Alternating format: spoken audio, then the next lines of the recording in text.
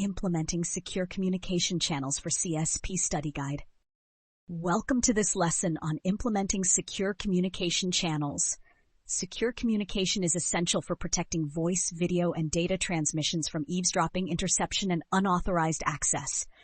Organizations must implement strong encryption, secure remote access protocols, and protected third-party connections to ensure confidentiality and integrity. In this lesson, we will explore different types of secure communication channels and best practices for implementing them. Let's get started. Modern organizations rely on voice, video, and collaboration tools like Zoom, Microsoft Teams, and VoIP systems for communication.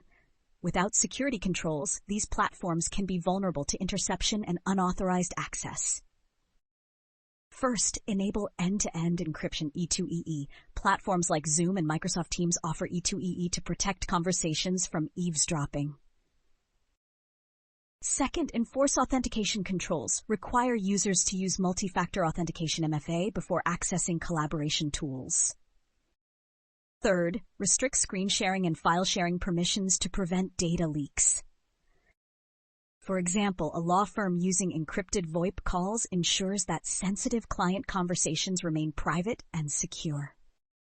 Use end-to-end encryption (ET) for voice and video calls. Require multi-factor authentication (MFA) for collaboration tools. Limit sharing permissions to prevent unauthorized data access. Remote access to network resources, especially for administrators, must be secured to prevent unauthorized entry and privilege escalation. First, use virtual private networks (VPNs). VPNs encrypt remote connections, protecting data in transit. Second, implement Zero Trust Network Access (ZTNA). ZTNA requires continuous authentication, preventing unauthorized users from gaining persistent access. Third, enforce session timeouts. Automatically logging out inactive users reduces the risk of session hijacking. For example, an IT administrator using a VPN with multi-factor authentication (MFA) can securely manage network configurations from a remote location. Use VPNs for all remote access to encrypt data traffic. Implement Zero Trust security to limit access based on identity verification. Enable session timeouts to prevent unauthorized access.